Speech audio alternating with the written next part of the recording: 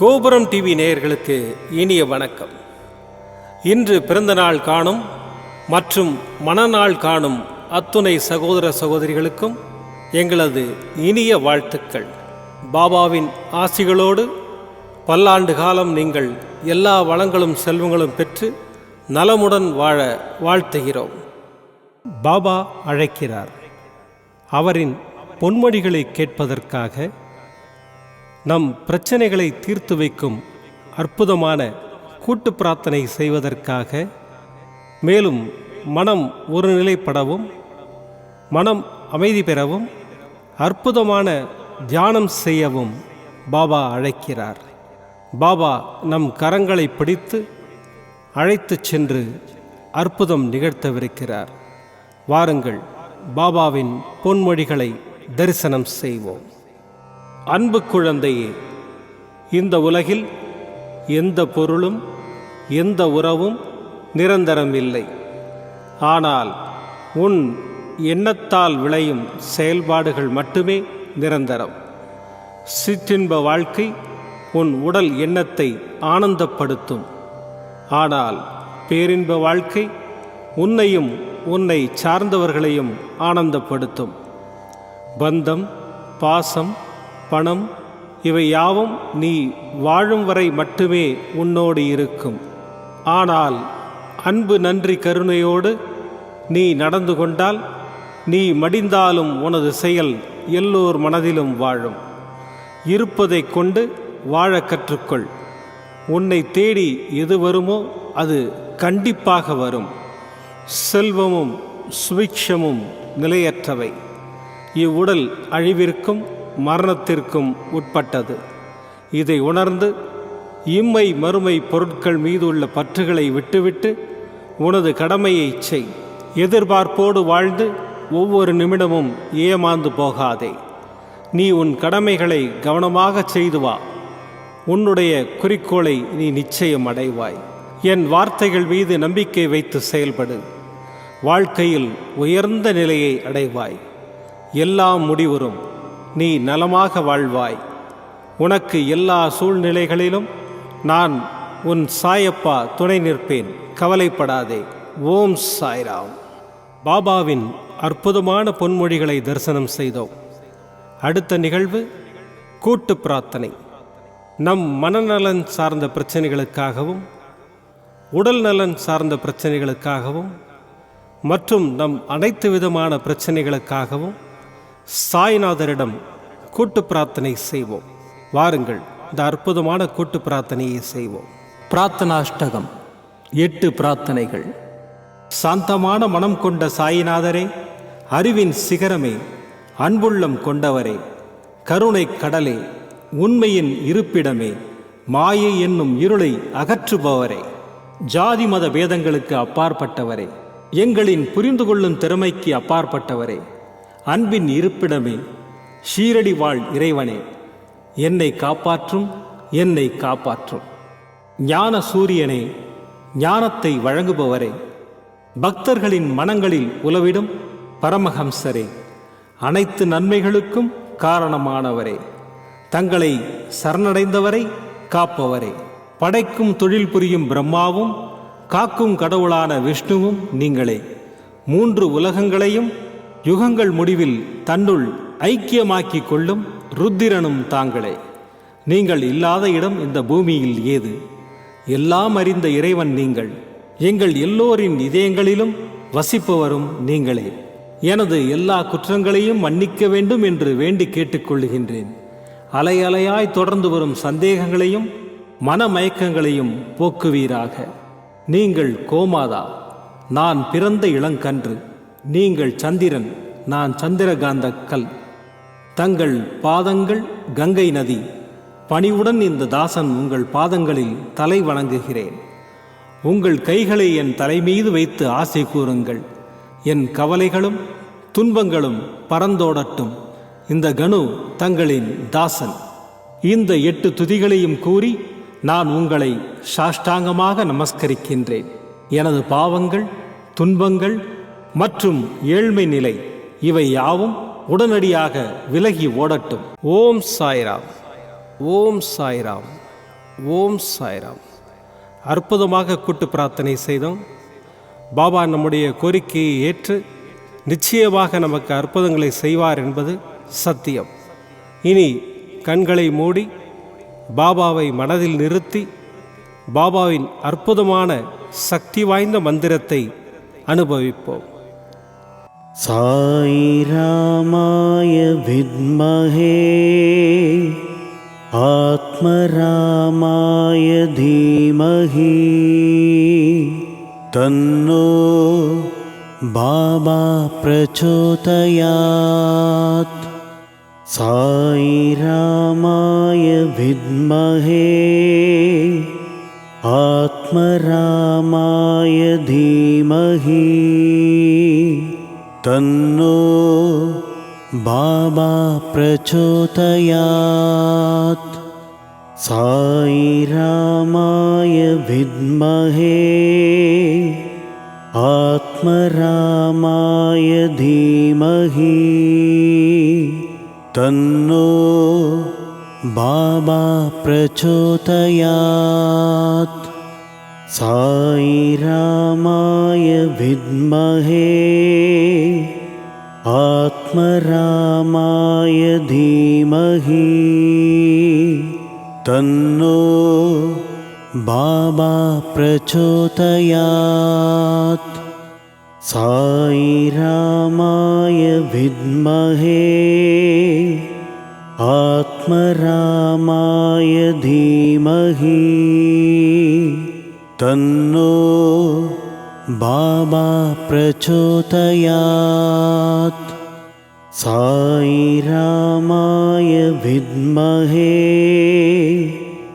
ஆத்மராமாய தீமஹி தன்னோ பாபா பிரச்சோதயாத். சாய் ராமாய வித்மஹே ஆத்மராமாய தீமஹி தன்னோ பாபா பிரச்சோதயாத். சாய் ராமாய வித்மஹே ஆத்மராமாய தீமஹி தன்னோ பாபா பிரச்சோதயாத். சாய் ராமாய வித்மஹே ஆத்மராமாய தீமஹி தன்னோ பாபா பிரச்சோதயாத். சாய் ராமாய வித்மஹே ஆத்மராமாய தீமஹி தன்னோ பாபா பிரச்சோதயாத். சாய் ராமாய வித்மஹே ஆத்மராமாய தீமஹி தன்னோ பாபா பிரச்சோதயாத். சாய் ராமாய வித்மஹே ஆத்மராமாய தீமஹி தன்னோ பாபா பிரச்சோதயாத். சாய் ராமாய வித்மஹே ஆத்மராமாய தீமஹி தன்னோ பாபா பிரச்சோதயாத். சாய் ராமாய வித்மஹே ஆத்மராமாய தீமஹி தன்னோ பாபா பிரச்சோதயாத். சாய் ராமாய வித்மஹே ஆத்மராமாய தீமஹி தன்னோ பாபா பிரச்சோதயாத். साई रामाय विद्महे आत्मरामाय धीमहि तन्नो बाबा प्रचोदयात्। साई रामाय विद्महे आत्मरामाय धीमहि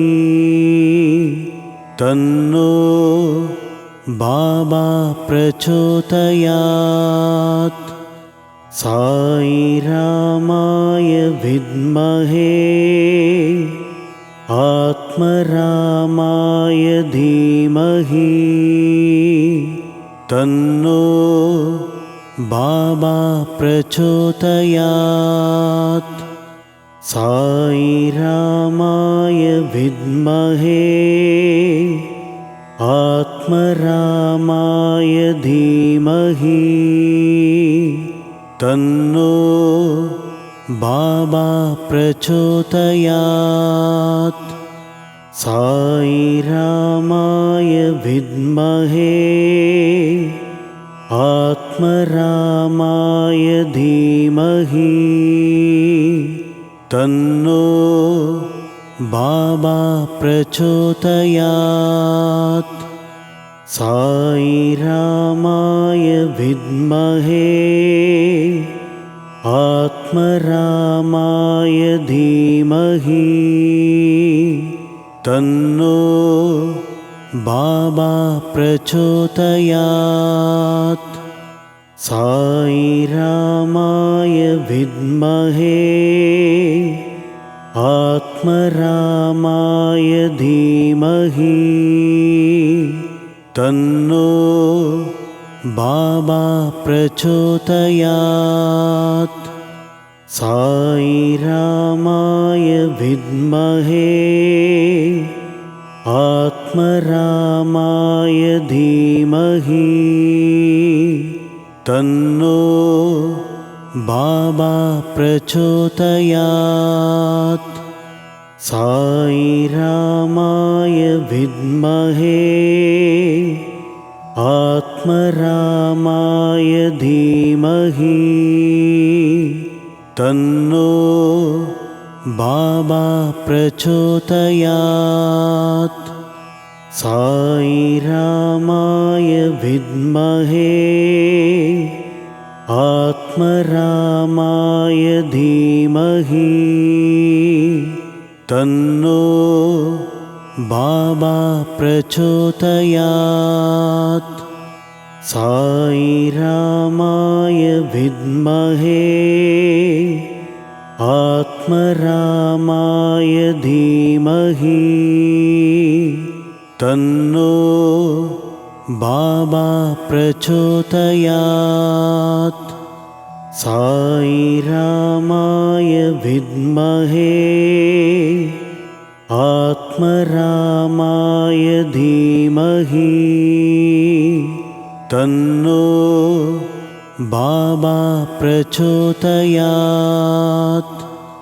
साई रामाय विद्महे आत्मरामाय धीमहि तन्नो बाबा प्रचोदयात्। साई रामाय विद्महे आत्मरामाय धीमहि तन्नो बाबा प्रचोदयात्। साई रामाय विद्महे आत्मरामाय धीमहि तन्नो बाबा प्रचोदयात्। साई रामाय विद्महे आत्मरामाय धीमहि तन्नो बाबा प्रचोदयात्। साई रामाय विद्महे आत्मरामाय धीमहि तन्नो बाबा प्रचोदयात्। साई रामाय विद्महे आत्मरामाय धीमहि तन्नो बाबा प्रचोदयात्। साई रामाय विद्महे आत्मरामाय धीमहि तन्नो बाबा प्रचोदयात्। மீண்டும் நாளை காலை இந்த அற்புதமான பாபா அழைக்கிறார் நிகழ்ச்சியில் சந்திப்போம். நன்றி, வணக்கம். விதம் விதமான பக்தி நிகழ்ச்சிகளை உங்களுக்காக தந்து கொண்டிருக்கிறது உங்கள் கோபுரம் டிவி. உங்களுக்கு பிடித்த நிகழ்ச்சிகளை லைக் செய்யுங்கள், உங்களுக்கு பிடித்த மாணவர்களுக்கு ஷேர் செய்யுங்கள். மேலும் சப்ஸ்கிரைப் செய்வதோடு மட்டுமல்லாது அருகில் இருக்கும் பெல் பட்டனை கிளிக் செய்து கோபுரம் டிவி நிகழ்ச்சிகளை உடனுக்குடன் தெரிந்து கொள்ளுங்கள். மற்றும் ஒரு மகிழ்ச்சியான செய்தி, கோபுரம் டிவி ஆப்பை கூகுள் பிளே ஸ்டோரில் ஃப்ரீ டவுன்லோட் செய்து கோபுரம் டிவி நிகழ்ச்சிகளை தொடர்ந்து கண்டுகளியுங்கள், பாருங்கள், ரசியுங்கள், பரவசமடையுங்கள். gopuramtv.com. பக்தி பக்திமயம்.